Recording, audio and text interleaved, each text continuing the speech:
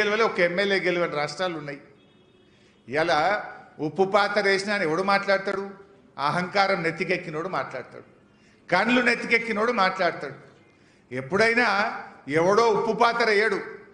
ఎవరికైతే అధికారం మదం కళ్ళకు నెత్తికెక్కుతాయో, అధికార మదంతో ఎవడైతే మాట్లాడుతున్నాడో, అహంకారం ఎవరికైతే నెత్తికెక్కిందో ప్రజలు వాళ్ళకు ఉప్పు పాత్ర వేస్తారు. మిస్టర్ రేవంత్ రెడ్డి, ఇవాళ నీకు అధికారం మదంతో మాట్లాడుతున్నావు, అహంకారంతో మాట్లాడుతున్నావు, తప్పకుండా ప్రజలు నీకు ఉప్పు పాత్ర వేస్తారు. జాగ్రత్త బిడ్డ, రోజు లెక్క పెట్టుకో అని చెప్పి కూడా నేను ఈ సందర్భంగా హెచ్చరిస్తా ఉన్నా.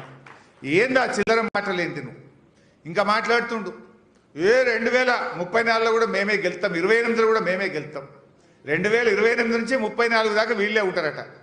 నీకు అంత ధైర్యం ఉంటే, దమ్ముంటే అసెంబ్లీ రద్దు చెయ్యి. అప్పటిదాకా ఎందుకు ఇప్పుడే తెలుసుకుందాంపా.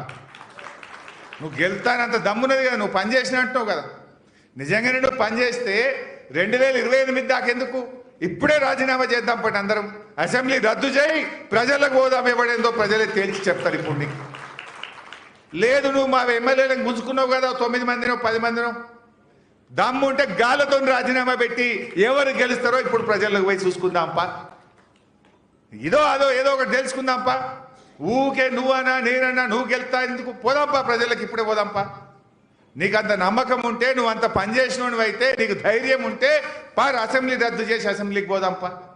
దానికి నీకు చేత కాదు. ఇలా ఎన్ని అబద్ధాలు మాట్లాడినంటే, నేను ఇందాక చూస్తూ ఉంటే అసలు వెనకటేదో ఆయనకు శాపం ఉన్నట్టుంది. నిజాలు మాట్లాడితే నెత్తివలి చనిపోతాడు అనేది ఉంటుండే చూడు, వెనకటేదో సామెత.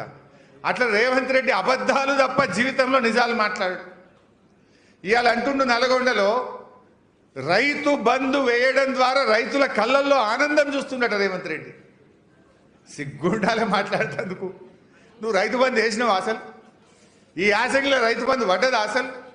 మొన్న మా నంగునూరుకు, మా నర్మెటకు, మన సిద్దిపేటకు వచ్చి నువ్వు 45 రోజుల్లో రైతు బంధు వేస్తా అని చెప్పి 90 రోజులైనా రైతు బంధు అయ్యని దద్దమ్మ ముఖ్యమంత్రివి, ఫెయిల్యూర్ సీఎం నువ్వు.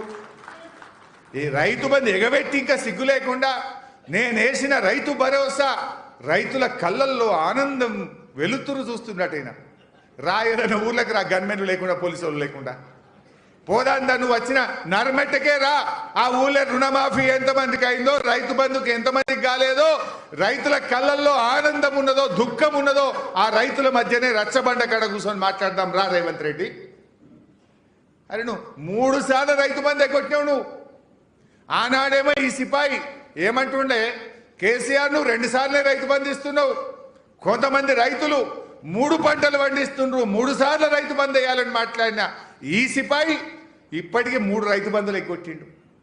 ఒక వానకాలం మొత్తానికే ఎగ్గొట్టిండు. ఒక యాసంగి 3 ఎకరాలు వేసిండు, మొన్న యాసంగి 2 ఎకరాలు వేసిండు. మొత్తం లెక్క తీస్తే ఈ రేవంత్ రెడ్డి రైతు బంధు మీద పడ్డ బాకీ 29,000 కోట్ల రూపాయలు ఇలా రాష్ట్ర రైతులకు బాకీ పడ్డవు నువ్వు.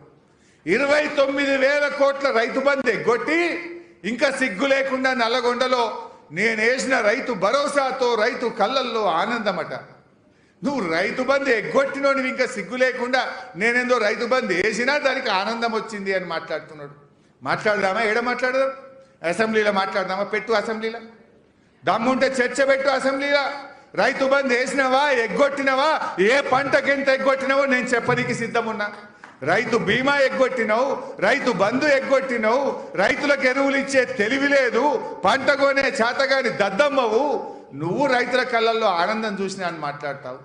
వడ్లు అమ్ముకోవాలంటే ఒక్కొక్క రైతు కళ్ళల్లో నీళ్లు పెట్టుకున్నాడు. మొన్న ఈయన చెప్తుండు 80 లక్షల మెట్రిక్ టన్నుల వడ్లు కొన్నా. నీ ముఖానికి నువ్వు 80 కొన్నావు. మేము 2020-21లోనే 92 లక్షల మెట్రిక్ టన్నుల వడ్లు కొన్నాం. నువ్వేందా 80 కొన్నాను పెద్ద సిపాయి లెక్క చెప్పుకుంటున్నావు నీ ముఖానికి. నువ్వు కొన్నది 80. 2020-21లోనే 92 లక్షల మెట్రిక్ టన్నులు కొని రైతుల కళ్ళల్లో ఆనందాన్ని నింపింది బీఆర్ఎస్ పార్టీ. నువ్వు ఆగంబట్టి తడిసిపోయి ఎండిపోయి ఎండకెండి వానకు తడిసి చెదలు బట్టి సంచులు లేక దాదాపు 40-50 రోజులు పడిగాపులు కాసి రైతుల కళ్ళల్లో కన్నీళ్లు పెట్టిన నువ్వు సిగ్గు లేకుండా ఇంకా రైతు బంద్ వేసినా వడ్లు కొన్నా అని మాట్లాడతావు నీ ముఖానికి. క్షమాపణ చెప్పాలి నువ్వు. రాష్ట్ర రైతాంగానికి రైతు బంధు ఎగబెట్టినందుకు, దేవుడి మీద ఒట్టు పెట్టి రుణమాఫీ చెయ్యనందుకు, రైతు బీమా ఆపేసినందుకు, వడ్లు కొననందుకు, పంటల బీమా ఇయ్యనందుకు, వడగళ్లవాన రాళ్ళు వడి తుఫానుతో నష్టపోయిన రైతులకు ఇస్తానన్న 10,000 ఇయ్యనందుకు చెంపలేసుకొని క్షమాపణ చెప్పాలి రేవంత్ రెడ్డి. ఇంకా సిగ్గు లేకుండా రైతుల కళ్ళల్లో నేనేందో ఆనందం చూసినా అని మాట్లాడుతున్నావు నీ ముఖానికి. ఏ రైతన్న నిన్ను అంటడా? ఇవాళ ప్రతి రైతు కేసీఆర్ను తలుచుకుంటున్నాడు.